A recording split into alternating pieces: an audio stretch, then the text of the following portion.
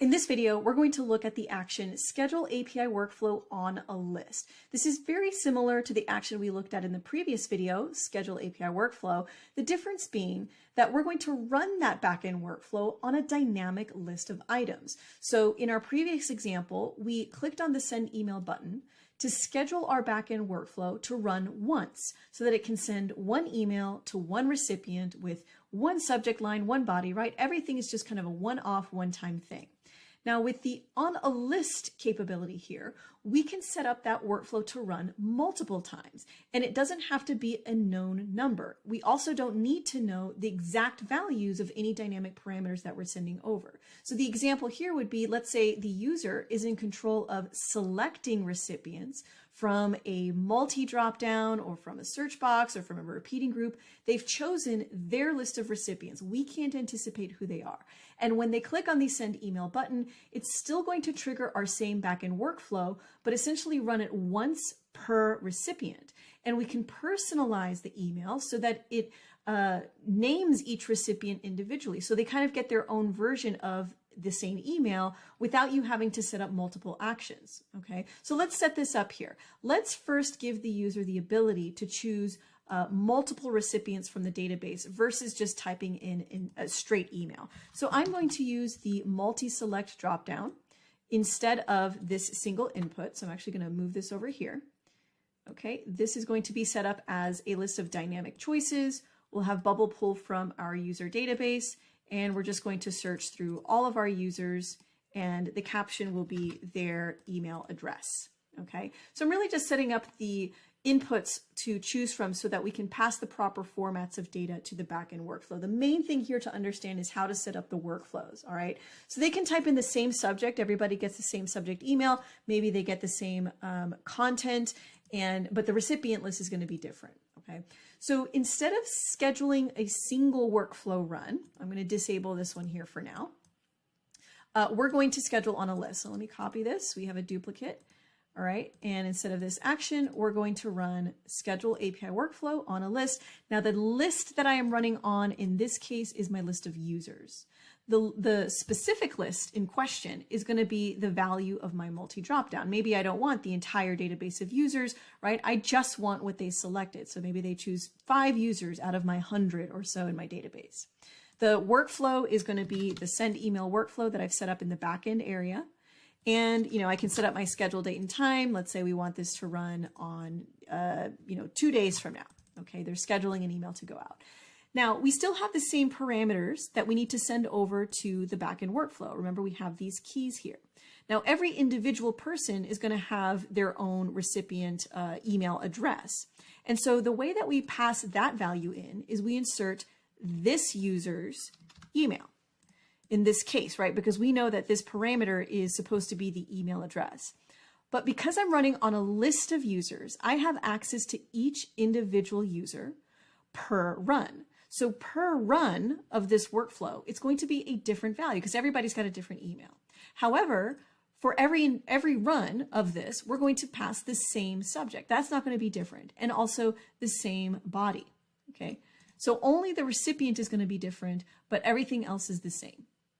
And so if I had selected 5 users, what this is going to do is trigger this backend workflow to run 5 times, each with their own set of parameters. The subject and the body will be the same, but the recipient will be different. And what I could also do is pass in another parameter to personalize it. Let's say, recipient name, like this. And then I can say something like, let's clear this out, hello, comma, and then we show the recipient name. And then down below, we can, display the body, right? Of course, this is just an example. You can format your email content however you'd like. And of course, maybe your backend workflow isn't sending an email, but it's updating records or doing other manipulations in the database. Okay, the idea here, though, is that you have the ability to pass in the same content for every run or specific content for each individual run of the workflow. So here for recipient name, I would do this user's first name, for example. Instead of the email and first name being separate parameters, alternatively, I could just pass one parameter for the user as a whole because the user object contains these details and more, right? It has their creation date, it has their last name, it may have their profile photo or their phone number, whatever else I need for them. So it might be more efficient for me to just have one single key here. Let me get rid of this text and this text that is actually going to relate back to the user as a whole. Okay, and so here, instead of passing in just the email or just the name, I'm simply going to pass in the user because now I have more access to more details about that user. So in my email action in the backend workflow, I can then go to the recipient's email from here or the recipient's first name from here. I can also get to other details about the recipient. Okay, so that's a couple different ways that you can work with those parameters. Don't forget that these types can be any of your custom types. They can be option sets. Of course, all of the generic types. You also have the ability to make these lists, right? So you could pass a list of things to the parameters. You don't have to have a value. There might be times where different places in your application will trigger the same backend workflows, but maybe in one area you need to pass the value, whereas in another area it's not necessary. And so you can make those inputs or those parameters optional so that Bubble doesn't throw an error if it receives a blank value. Now, I want to walk you through another use case here involving your API workflows running on a big list of items or an unknown list of items. And that's actually using the bulk run capability here in your backend. So this is not something that your users can trigger themselves through a workflow. This is you coming into your editor, going to the data tab, app data, and selecting a specific table and running in bulk one of your API workflows on a selected list of items. It could be the entire view that you have here, or it can be on a selected list of items. So let's look at an example. Let's say that I have a workflow that combines every user's first and last name into a single full name field. Maybe the full name field is something I introduced to my data structure later, and I already have users in the system. And so I want to kind of run a bulk update so that everybody that was previously there has this field updated. So I'm going to create a new endpoint called merge names. Okay, and I need a parameter to reference the user because that is the record that's getting updated. And similar to scheduling something to run on a list, the bulk workflow is going to do the same thing. It's going to trigger this workflow to run multiple times, once for every user in my table here. Now, I am intentionally concealing the names and emails because we do have some live data in here. So all I need here is a user parameter to have the workflow reference the user records. And I'm going to make a change to the user. And the change I want to make is to, let's introduce a new field here, full name. Okay, this is going to be a text that is going to combine the user's first name with their last name. So I just typed in a space there, user's first name with their last name. Now you'll notice that in this field, Bubble is showing me both user and this user. It's showing me both because Bubble is going to present all of my parameters at the top of the list here. So if I had, for example, lesson, which I think I have one of my data types is, API lesson here. Okay, so I will see user, lesson, those are my parameters, but I also see this user because I'm currently making a change to a user record. And so Bubble is referencing, this is the user that you are changing. It happens to also be the value of the user parameter. So those are technically the same.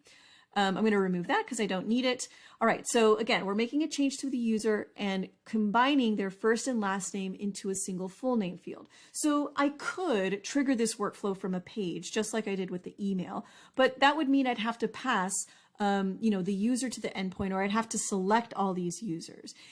Or I could go through a bulk workflow myself. And this is something you may need to do, throughout the life of your application, especially if you end up changing your data structure.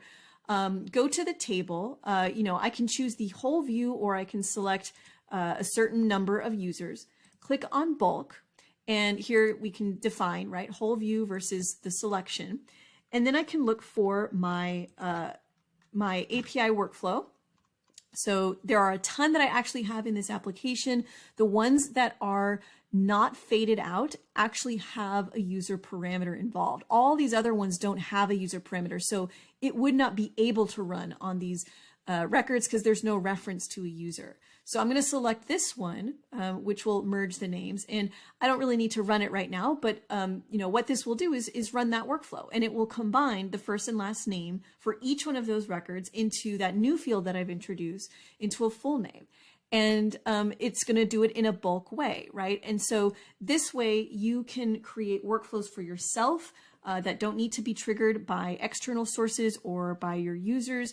You don't have to create an interface for yourself necessarily where you got to give yourself a button to click and inputs to select everybody. It's a nice shortcut for you. It's a nice internal capability to run API workflows. So remember that you have that capability. These API workflows can be used for that reason. All right, in the next video, we're going to look at recursive workflows, which is a very powerful way of creating loops in your application. So you can have things run on a finite or infinite loop, depending on what it is you're doing. It's really helpful for controlling performance, for controlling sequence, and you do have a lot of capability around the timing for everything. So we'll take a look at that next. That's a great way to add some more advanced logic to your app. We'll see you there.